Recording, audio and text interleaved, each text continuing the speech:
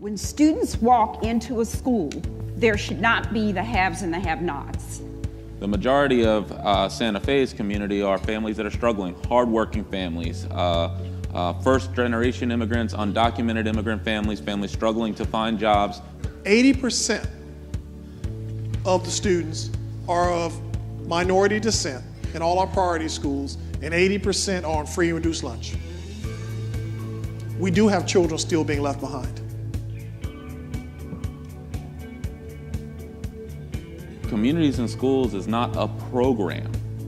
It's a partnership to support the processes that our children need in order to succeed in the classroom.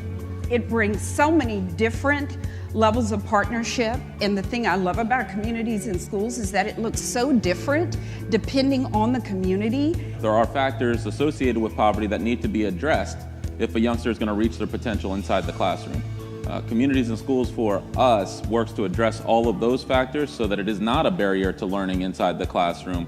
They're making sure that children and families have an opportunity to get needed resources to remove the barriers, as my colleague said, so that we can have effective teaching and learning. There are always opportunities every day to help individual students, and that's one of the many joys of our CIS program. Turning our schools around is hard and steady work each and every day. We need to get at the core issues, and we've got to work towards resolving those core issues for each individual child. Communities in Schools is a partner to get after that.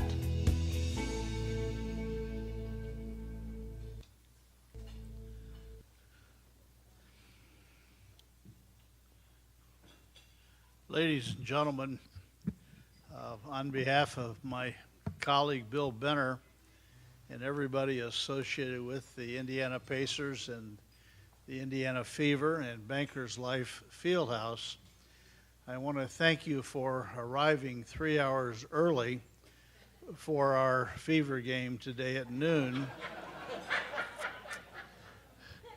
The Fever play the Seattle Storm at 12 o'clock. You'll love it, because today we'll have 8,000 students here. It's Student Day. We have earplugs for everyone at the door, but it'll be not quite a zoo, but our team is pretty good, by the way. I hope you'll come to a game. My preference is that you would buy a ticket. In the event you don't want to buy a ticket, if you'll call Bill or me, we'll give you whatever you need. But our Fever team, these remarkable ladies, coached by Stephanie White, who was Indiana Miss Basketball, All-American at Purdue from Seeger High School near Attica, and she's in her rookie year as our coach, and she is really something. And we have 12 ladies playing for us, and you would just love to see them play. They're both our teams, the men and women, are great role models for kids. We don't have a jerk or a bum on either team, and they're people you'd love to have in your home or as friends. And so maybe enough of that, but there is no such thing as a free breakfast. So yeah. We're deeply honored to have you with us. I believe, as strongly as I believe anything ever, that the best reputation, if it's earned and deserved, that any community, any state, anywhere can have, is to be known as that special place that went the extra mile day in, day out to take care of its kids. And if the kids that grow up in the state of Indiana and central Indiana have a better range panorama of opportunities than children elsewhere, everything else in our city will take care of itself.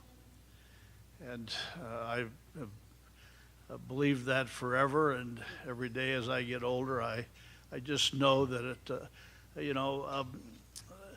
a child has to be fed, has to be well educated, A child has to have an opportunity to be a part of a community, to be a citizen of a community, to have a job, to have fun, to have adventure, to have caring adults in their lives, to pursue their own spiritual development.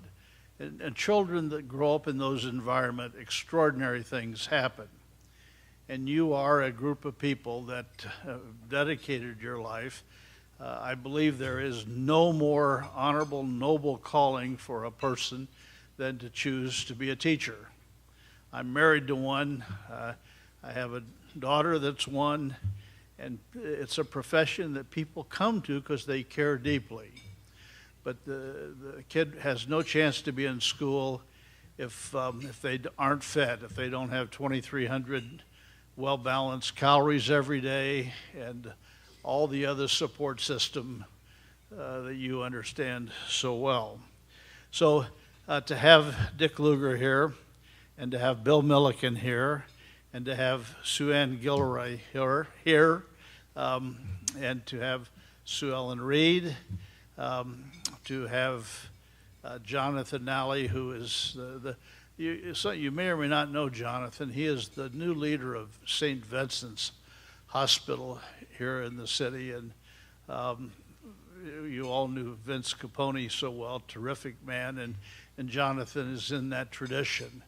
So, sir, we're honored to have you. My friend Leroy Robinson. Leroy is a Democrat member of the city council. He's good enough to be a Republican, and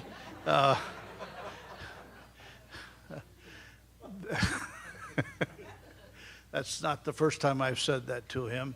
But Leroy, an extraordinary guy, actually, on the city council, was a vice principal at a junior high school in Pike Township, and now is working with Superintendent Ritz, and just a great leader for our community.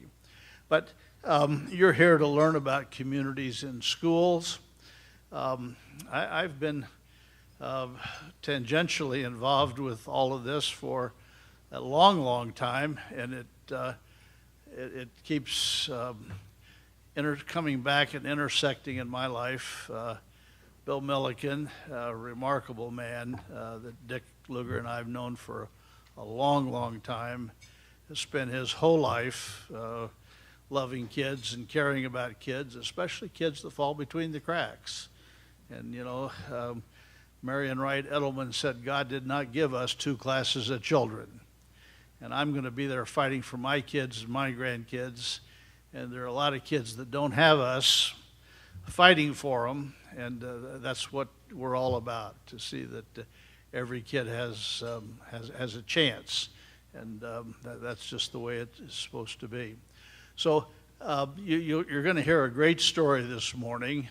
I was interested to hear the superintendent of Hamilton Southeastern, one of the great school districts in our state, who had been at Richmond before he moved to Hamilton Southeastern, tell me that communities in schools was transformative for the Richmond school system. And it was a powerful affirmation of what this integration of bringing all the things that kids need to make it together in the place where we know and hope that they're going to be every day. So it's my pleasure to introduce my friend. Dick Lugar and I started working together in 1967, and you've done very well, sir. I used to write all of his speeches and still send him notes on occasion. But, and we could, there aren't many people in the world like this guy. But when you have a great mind and a great heart, an extraordinary work ethic, and you care deeply, and you're willing to give everything you have every day to make things better in the world, and when you love and care deeply for children, what a great combination. and that's the bag of strength, the package of strength that Dick Lugar has. And you know, it's rarely do we have a chance to talk about something we actually know something about. And I know something about this man, and I know that what I just said is absolutely the truth. Sir?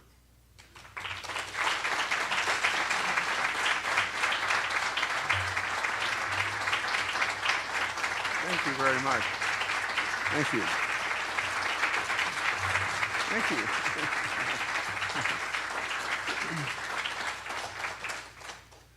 Jim, thank you very, very much for your introduction, but even more for your friendship throughout the years. As Jim has mentioned, we all started together back in those days. I was coming back from the Navy to try to work with my brother Tom to save our factory, Thomas L. Green, on the west side. And after 3 years of trying to save the factory, a group of elderly people came to the factory one day and said, "Lugar, you've got to run for the school board because our kids are just getting dirt out here on the west side of Indianapolis, the industrial west side. It's a bad scene. Somebody's really got to fight for them." One lady, rather elderly, piped up, "You're far too young, but you're about all we can see we've got out here." The endorsement was not overwhelming. I did not know even where the school board met, quite apart from their agenda. Had been busy trying to get the factory work done. But my wife, Shar, as always, was wise and said, "Our boys are going to attend the public schools. We better find out what is going on." And a lot was going on, and much of it was not very good at that stage, as a matter of fact. But I did run, finished second in the balloting to Gertrude Page, an African-American lady whose husband, Horace Page, had been a coal dealer in the inner city. And she was a remarkable ally because right away we were involved in controversy. The federal government came along then with the first of a program that at least provided some breakfast for school children, called latchkey children in those days, but essentially the idea was that many children were coming to school without breakfast because both parents had left home before they even started out in the morning. And we felt that was a wonderful idea. So we proposed that to the school board at a very public meeting, and immediately the hierarchy in this city really collapsed all over us. They said, "We've never accepted a dime of federal aid in Indianapolis, and we're not about to start with your crazy program, Lugar." And the Indianapolis News ran editorials blasting the school board and wondering what was happening down there these days. But in any event, Gertrude and I persisted. We got the lunches, or the breakfast for the children, and began to work on the more difficult issue of desegregating the public schools of Indianapolis, which did not occur during my tenure because before my term was up as school board member, I was elected mayor, largely through the help of Jim Morris and Sue Ann Gilroy and many people who are here today, and often to another venture. But I didn't forget really the school children that we have been working with sort of day in and day out in Indianapolis. It was a grim period at that stage really for many, many schools, not just the west side, and not just those with African American students, segregated as they were. So as mayor, I was looking for opportunities. And it was then that I met Bill Milliken, and I found about the Cities and Schools program. He was active in those days in New York, really in Harlem. I mentioned Harlem because Landrum Bowling, who was then with Lillian Dowman, an iconic figure in our state's leadership. And I went to see Bill in Harlem, see what the program was all about, what it was doing for young people there. It was an amazing program. Bill was an amazing person, even in those days. And I mention all this because these school board elections and all occurred a little more than 50 years ago, but who's counting? It was, it comes along. Bill is still rather young, as it turns out. In any event, we got to know each other and began to think through really what we could do in Indianapolis. I was no longer on the school board, but still had some friends down there. And so we started a program out at Arsenal Technical High School, actually an elementary school that was closely attached to Tech. I felt it was a wonderful idea to begin to bring really the leadership of the city into the public schools and into this particular one. But unfortunately, at that stage, the superintendent of schools in Indianapolis was not that keen on the program. It had started at the same time in Atlanta, and the Atlanta program, thank goodness, took off and really made quite a difference. But in any event, we made our first attempt out there at Arsenal Technical High School, and it was then that I proceeded to the Senate and another round because Rosalind Carter had been very, very active with Bill. And President Mrs. Carter invited me to at least be a part of a program which she attended. We had then the budget director, likewise, of the country. They'd gotten an earmark of about $2.1 million for city and school type programs. And it was the beginning, really, of a friendship there that was very, very important, at least as a senator at the national level. I was able, at least, to try to work with Bill and with others in the Cities and Schools program. Unfortunately, back home in Indiana, there were not many programs going, but one has been mentioned today. Dr. Borf is here, now at Southeastern in Hamilton County, but for a long time a leader in Richmond, Indiana. One of the exciting opportunities that I had was at the invitation of the doctor to come over to Richmond for a great celebration held in the gymnasium there, complimenting teachers and students, but even more importantly, all the citizens of Richmond, Indiana, who had participated in the program and had buttressed it throughout the time. We have 3 programs in Indiana now, but as I understand, one of the aspects of this very important breakfast meeting today is to think through the idea of having a state office for Indiana that might branch out much more liberally than the 3 situations, and that really might once again pick up a theme which is very much a part of our politics and economics throughout the country and in Indiana, and that is how are young people going to be prepared for jobs. A lot is talked about. The jobs are the issue, and they certainly are, but the preparation for this doesn't occur if students drop out. Richmond, Indiana, and that beautiful school was known before Dr. Borf and others came along as the dropout factory, 50% dropping out. By the time that we had the celebration out there, 95% were graduating. This is one of the fundamental aspects of cities and schools. This is not a theoretical situation. We have many high schools in Indiana now in which the dropout rate is still shocking. And to talk about preparation for jobs when people have not even made it through high school, even if you try to buttress it with some community schools coming along the way, we know the percentage dropouts there are very, very substantial if the preparation is not sufficient. The thought of having people who are involved, as all of us are now, in schools, cities and schools, the leadership of cities, economic and social as well as educational leadership, offering new ideas, new possibilities for students to dream about having a job, a dream about a career, about further education, about all the opportunities that might come, is just absolutely crucial.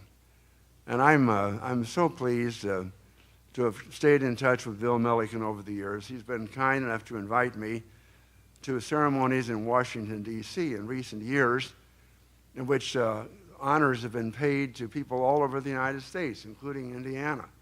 And we've had a great opportunity to shake hands with honorees, students, and teachers as they've come across the stage in Washington celebrating this great national program. So it's remained high profile. And Bill, thank goodness, remains high profile and vigorous as always. And it's a tremendous honor and pleasure to introduce him to you today, the Honorable Bill Milliken.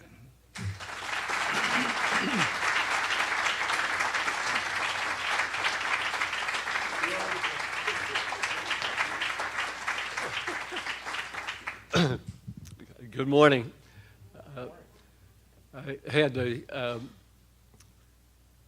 privilege last night and yesterday afternoon to spend some time with folks from the three communities we're in here in Indiana, as well as the state, come together of a new state board here.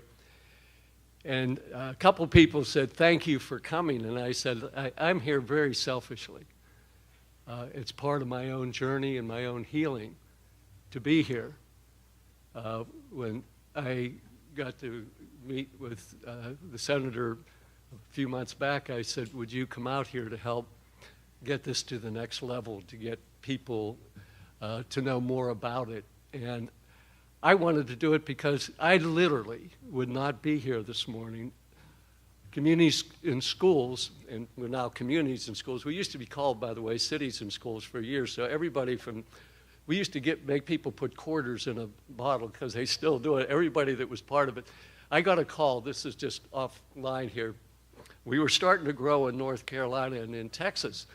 And I got 2 calls the same week. The one was from our new director in North Carolina. It says, we can't call it cities and schools anymore. I said, why? She said, because we're rural now. And I said, what's that? Rural. And I thought there was something wrong with her car. They couldn't get started. And it took me 2 years to understand she was saying we're in a rural community now, so we can't be called cities. So we became communities and schools, but none of this would have happened if the senator and Landrum Bowling hadn't come to Harlem. I remember Dr. Bowling saying that they were late because the cab didn't want to come into our neighborhood. So they had to find another cab that would bring them down. So the fact that they would even come where we were says a whole lot. And then later they had us out to meet with the endowment, and they decided to make a very risky investment in something that hadn't yet been proven. What we were doing in Harlem was storefront schools for kids who had already dropped out. We were talking about going into schools to keep kids from dropping out in the first place. So without them believing in us, I wouldn't be here. So it's very special to me. He's one of my heroes. I know God has a great sense of humor over the people I've gotten to meet with you and the Carters. I used to tell people he was a Rhodes Scholar and I was a Rhodes Scholar. I mean, we came out of such incredibly different backgrounds. And what I'm going to take for a few minutes, and this is aimed at you that really don't know a whole lot about us, to give you a little bit of the history and what we learned and how we've implemented it and the outcomes we have and the vision for the future. But somebody asked me in an interview not long ago how I got involved in this. And I said, I guess to be very honest, the day I got kicked out of high school. And they said, well, that's unusual. And I said, yeah, and fortunately a group called Young Life came into our neighborhood and within a couple months got me back in school and began to turn some of my friends and I's lives around.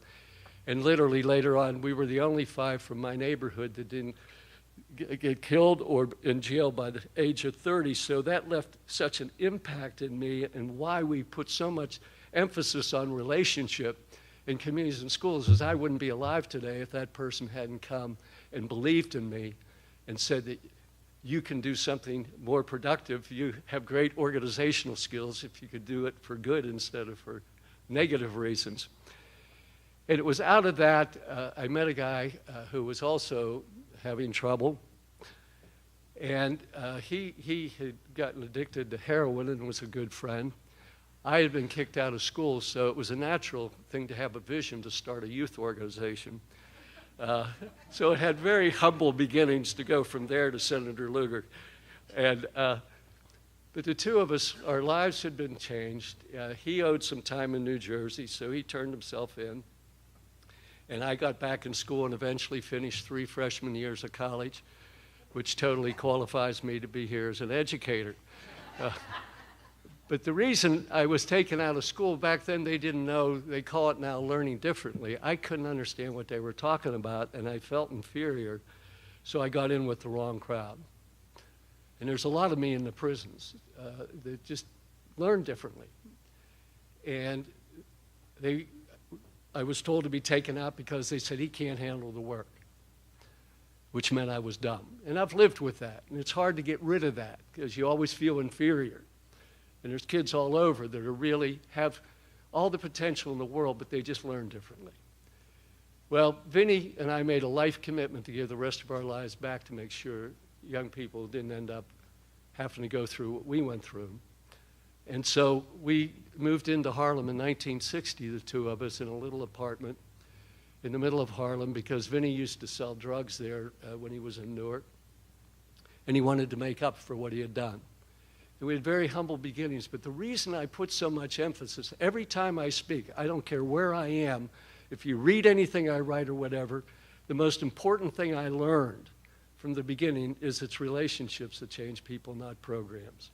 That a good program simply creates the environment where healthy relationships happen between adults and kids. It's not brain surgery, but love's the only transformational thing we have. And if we don't start with that, I won't speak to a group at the Senate, I won't go to the White House, I won't go to the streets without saying that's the number one thing. If a kid's not turned on to living, they aren't going to get turned on to learning. And we were learning that. I had one gift, and that was hanging out. I was really good at it. Maybe Indiana University will give me a degree or something. I said, I hang out all over the place now. But that's what was missing.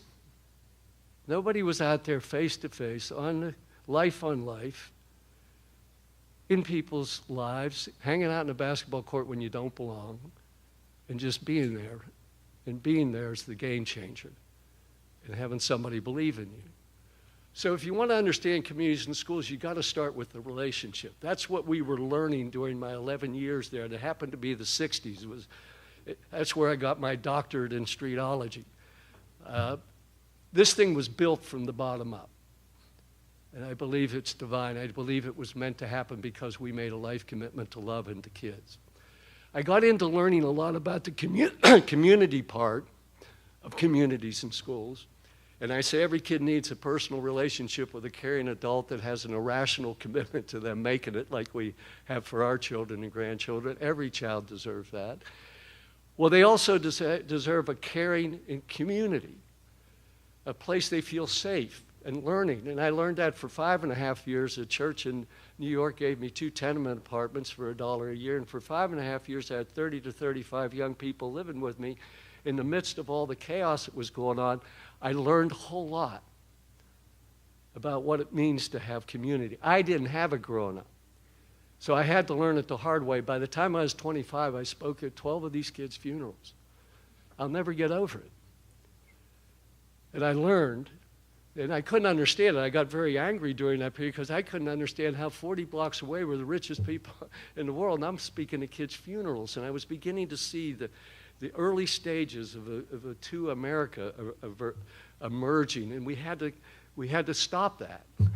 We had to stand in the breach and see how we could bring that together. But within the 3rd year, I never lost another kid. And a couple of people I saw have a book I wrote. I've written as many books as I've read, literally, which is 4 of each. For some reason, I couldn't get the information in, but out of my heart, I just found I could speak, I could write, and I wrote a thing called Tough Love to talk about what we learned about what it means to be community, that along with caring, you have to have accountability, which again became one of the underpinnings of when we started cities and schools and then communities and schools.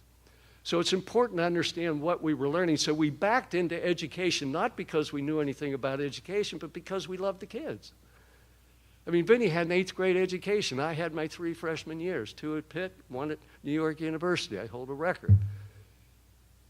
But I learned on the streets about what gets kids turned on to living if I could just find some people to teach them to get them turned on to learning. But because of our backgrounds, we weren't in the system. The kids that were living with me weren't going to be allowed back in the system. So we started in that storefront that you came to. Actually, it was an abandoned building. We got some really smart folks, students from Columbia University, New York University, and they became the teachers. In those days, a GED was really, really, really valuable. It was the ticket. So we had the college students teaching them. I made the mistake, by the way, any of you in marketing, I've had to learn everything from the bottom up. I made a mistake of calling this a liberation school before you got there, Dick. It was really great for attracting young people, but a little hard on fundraising. So over a couple of beers one night, some Columbia students said, if you would just change the name, maybe we'd get some money to buy books. And I said, what do wealthy people call their schools? And they said, academies. I said, so later the Ford Foundation wrote this up. We put up a sign on a Saturday, the Academy. And so in my first boardroom, 8 weeks later, never been in a boardroom in my life, and they're offering me money for this miracle in Harlem. So I changed the name, you get money. But this history would have it. What happened is the riots hit, and because we had a community of hope there, the mayor of New York heard about it, the Ford Foundation told him, and all of a sudden Wall Street wanted to know what was going on because they were afraid America was going to burn. And I got to go down there, and they wanted to give me money, and I said, I'll take your money, but that's not going to solve the problem. We need you. We need you involved. We need to build a bridge from your street to our street. So the first little academy, they changed the name to Morgan Guarantee Street Academy. Then we had Union Carbide, AT&T, American Airlines. What we were learning is how to get the business community and the community together around the common cause of caring about kids and giving them hope and a future. So these were all important lessons that we were learning. We were just trying to survive, but later, as we had a chance to digest it, it was the later launch, what you're sitting to hear about today. Because this spread to, I guess, about 18, we had 18 of these academies in New York and that. The riots hit, and I won't go into all this, but I learned replication through riots. It seemed like every time there was a riot, we'd get invited to bring our storefront schools. So we ended up in Newark and Atlanta and Detroit. And it became a movement back there with thousands of hardcore young people beginning to make it. And I was later, and you may not remember this, Senator, but they had the Kerner commissions, and we talked about this after about the Kerner commission when you and Landrum and us met. But it was there that gave birth, coupled with coming here, to this idea of going inside the system and keep kids from dropping out in the first place. I had never testified in Washington. What's great about America, the only time I'd ever been in Washington before that, I got arrested. So here I was testifying before all these important people. And so I said, only in America. you have hope. And it was there some people really got serious about this. First of all, and I'll go through this quick, I said, first of all, the reason so many of our young people made it is somebody was sold out on them making and believing in them. And that's when I first said it's relationships. Two, I said we have to think differently about what's going on there. Because they asked me what I thought was going to be the biggest issue coming up out after the riots calmed down. And I said, I think the biggest issue in America is going to be education. And I said, unfortunately, this was in the early 70s, I said, unfortunately, you're going to think it's education. I say it's a breakdown in community. And I didn't know they called these things in Washington hearings because nobody's listening. But I said this back then, and it's taken 30-some years to get this, and it's been people such as Senator Lugar and Tom Harkin and others that stayed with us as we kept trying to get this idea through to people in Washington. I said, I'm self-taught, and I'm going to give you a very short version of this, but this will give you the context to understand what we do and why. I said, I traced it back to right after World War II, and I'm giving you the very short version. What happened is, as we know, we went from being mainly farmers, the farmers began to go into cities in the metropolitan areas. That was a major shift. The GI Bill kicks in. So the economy heats up, and then there was a great work written between then and the 60s called Man, Child, and the Promised Land that talked about the migration of African Americans from the Alabamas, the Mississippis, the Georgias looking for the new economy, the new north, and we're going to make it, but they didn't have the gifts or the skills. There was no training, so they ended up without jobs and no promise or land. And then and during that period, we also had our first little suburban community in Levittown happen. My theory was, and by the way, we warned in the early 70s, and I was in Baltimore when it blew up the first time. We said, if you don't start thinking differently and doing things differently, this is going to continually happen.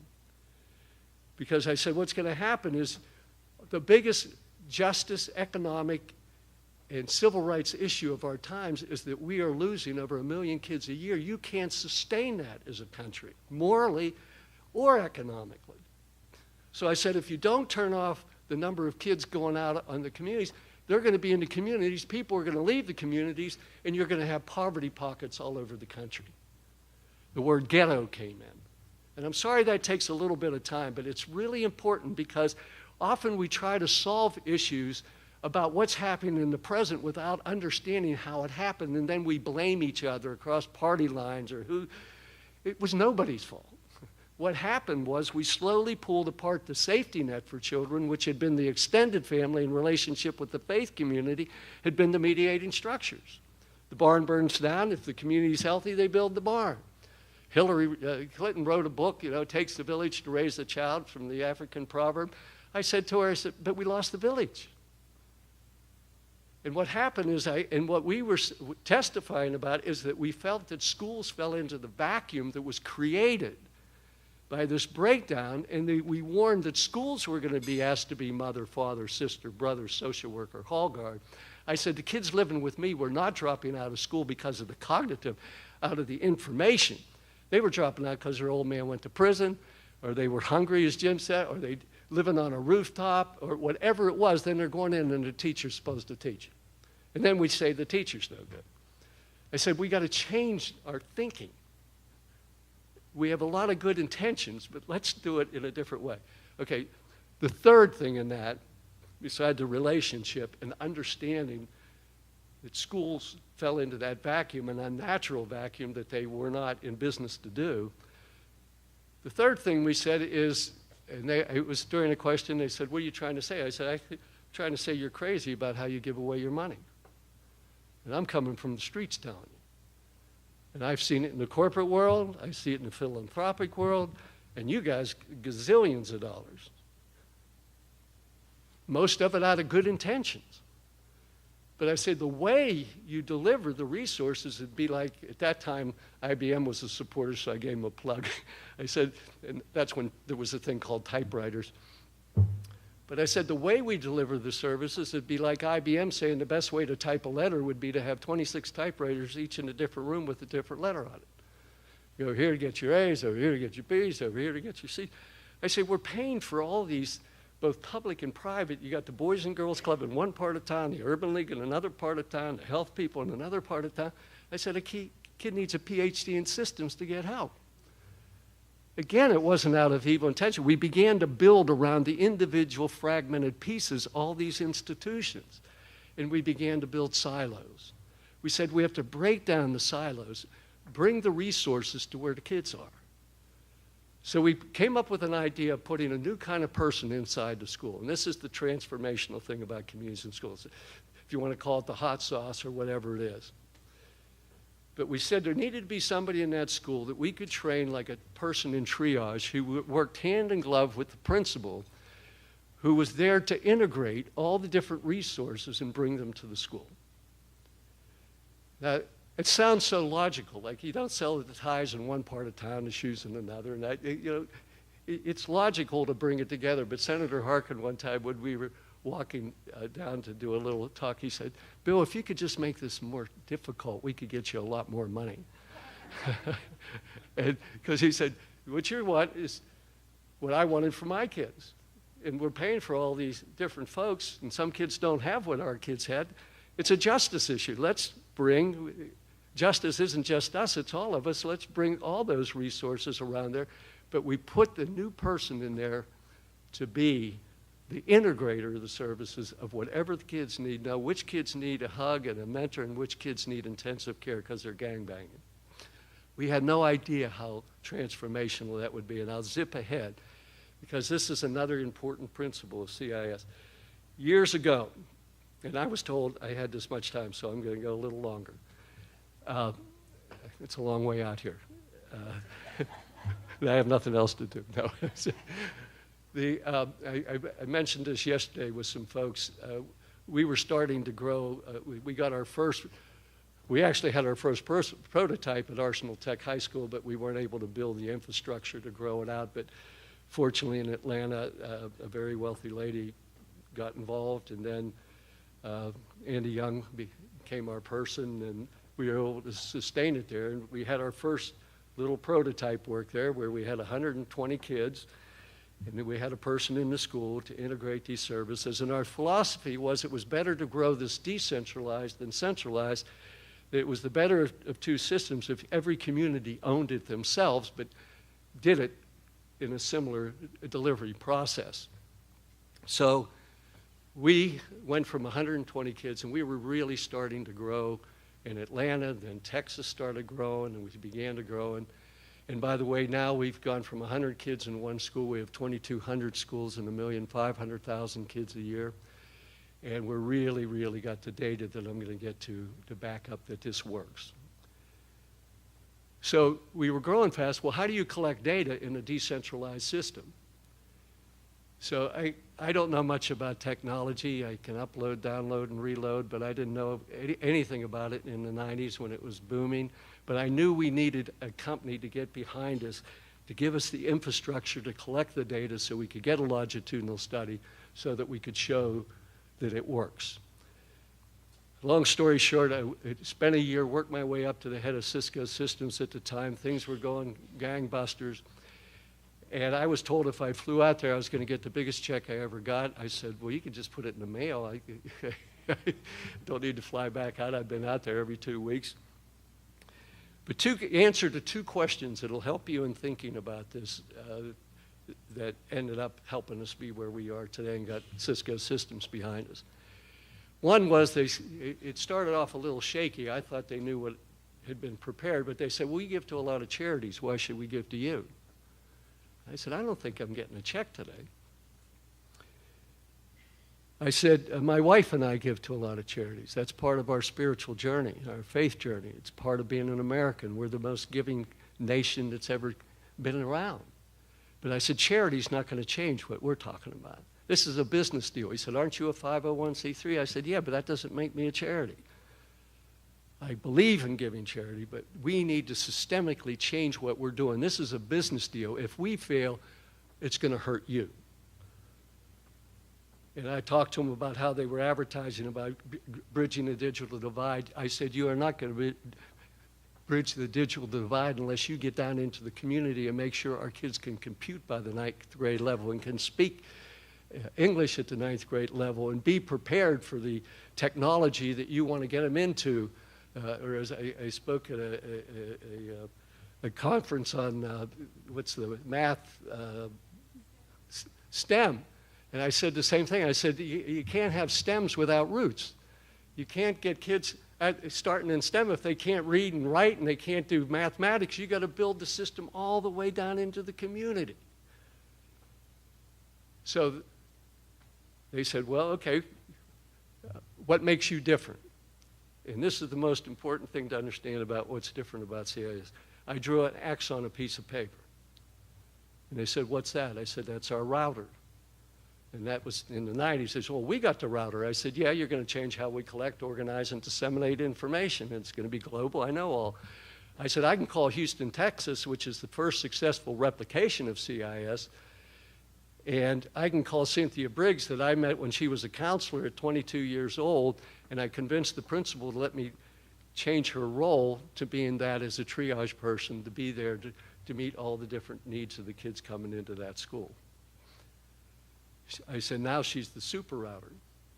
So if I need something in Houston, the mayor, superintendent, whatever, she's the super router and has these little routers in each school.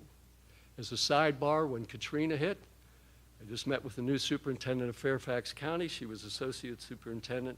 They gave communities and schools the whole state allotment And we took in over 30,000 kids from Katrina in the schools that we were in within Texas because the mayors and them wanted it because there was a family, there was a community, it was the resources.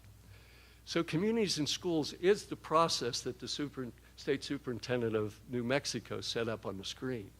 But it's a process that ends up creating a caring and accountable school where the resources are there.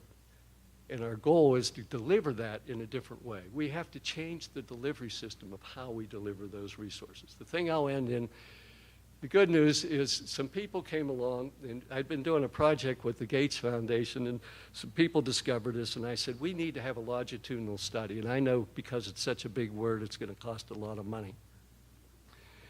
And I said, Gates said that you people might be interested in investing in that. So they put up $5 million for a 5-year longitudinal study, and they said, are you sure you want us to live with you for 5 years? What if everything you've done gets disproven?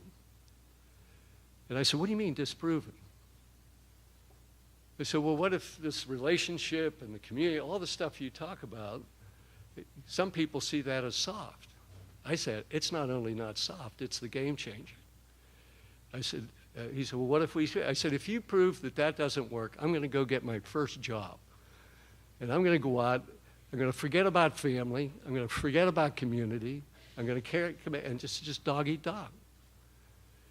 5.5 years later, we had a thing at the press conference where it's the first scientifically proven program to not only keep kids in school, but graduate them on time with the bottom third of the kids, over 90% of the kids.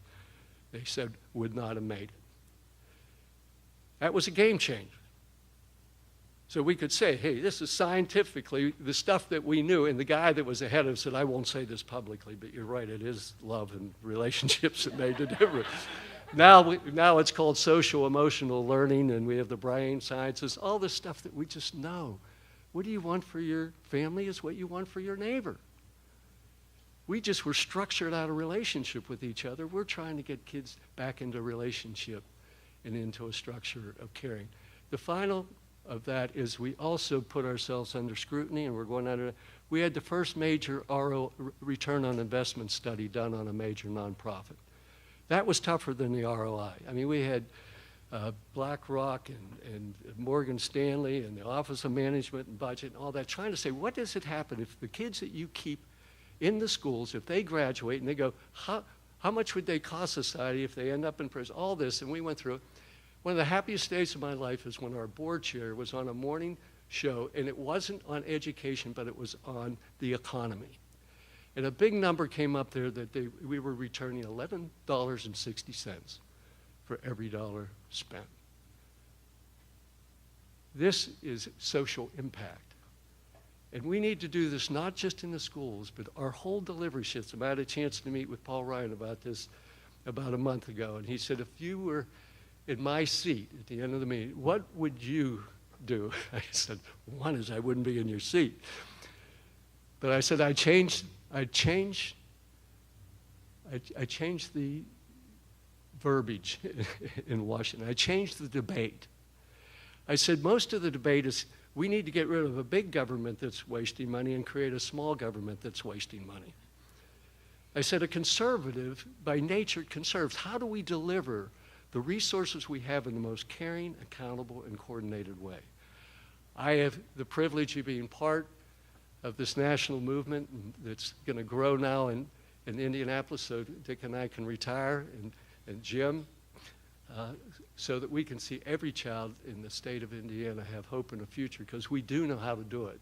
It's just getting all of you to join us, because nobody's going to do it alone. That's why it's called Communities in Schools. It's not my problem. It's not your problem. It's all of our problem. We all bring our gifts to the table, and that's what Communities in Schools is about. Thank you for taking time.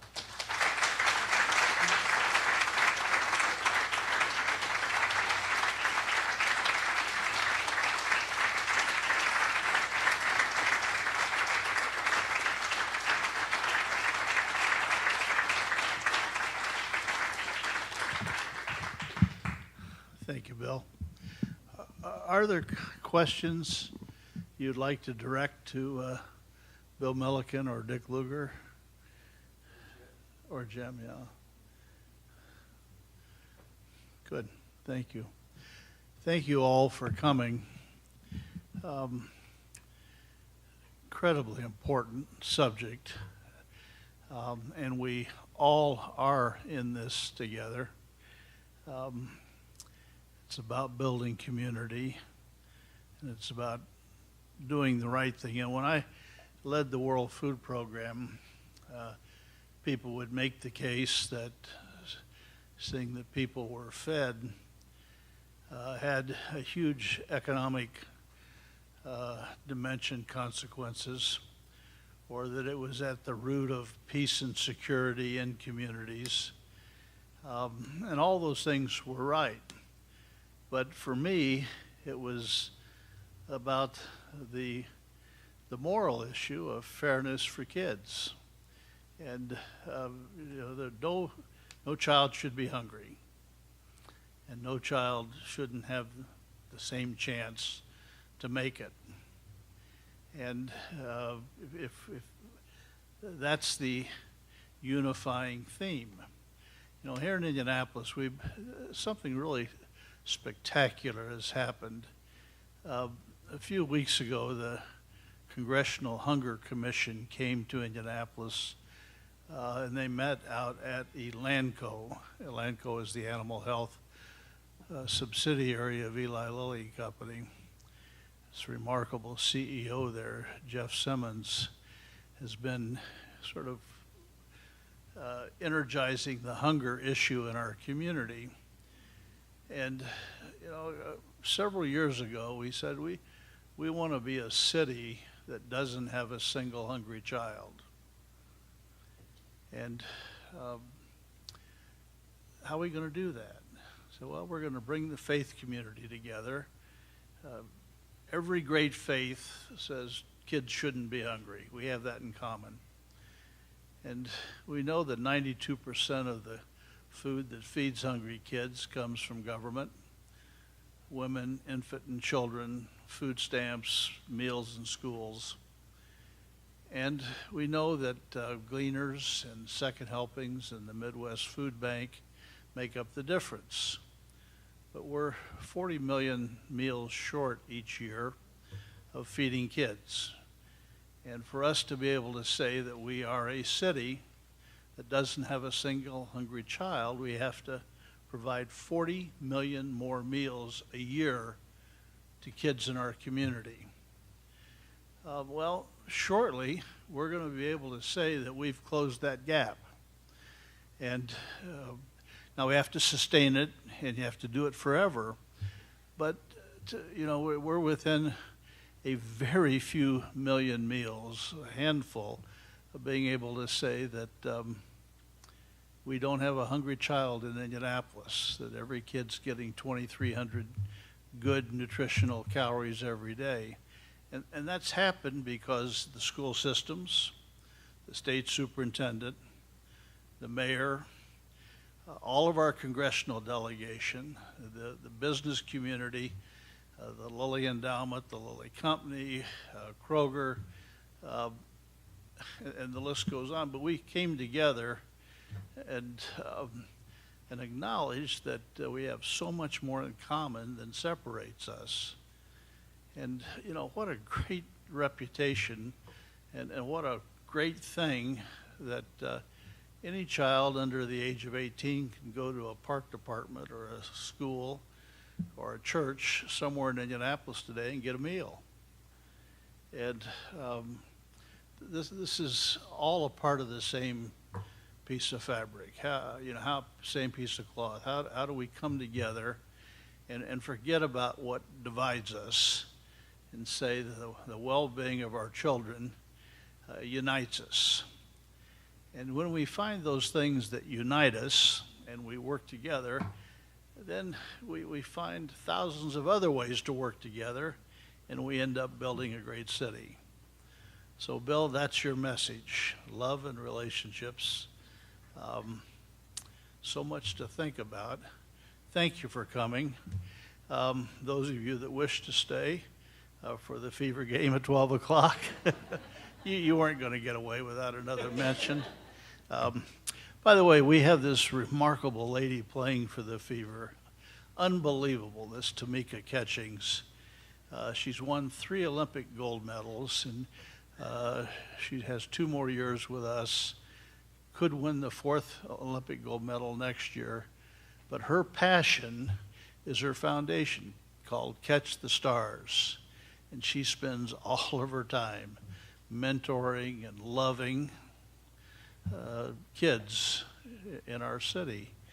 And, soon her basketball career will be over, but that legacy, she'll stay here and love kids in Indianapolis for the next 50 years. And, it's just, it's spectacular. So I could go on forever. I was giving a speech the other day to the Evansville Rotary Club, and I was about done. And as I about to finish, there was a man in the back of the room that got up and started to leave. And he was sort of disturbing the audience. And I said, "Sir, forgive me, I'm about done, but where are you going?" He said, "Well, I'm going to get a haircut." I said, "Well, why didn't you get a haircut before I started speaking?" He said, "I did not need a haircut before I..."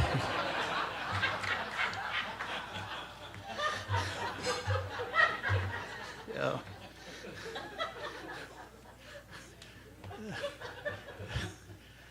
Actually, I heard Dick Lugar tell that story 50 years ago. God bless you. Thanks for being with us.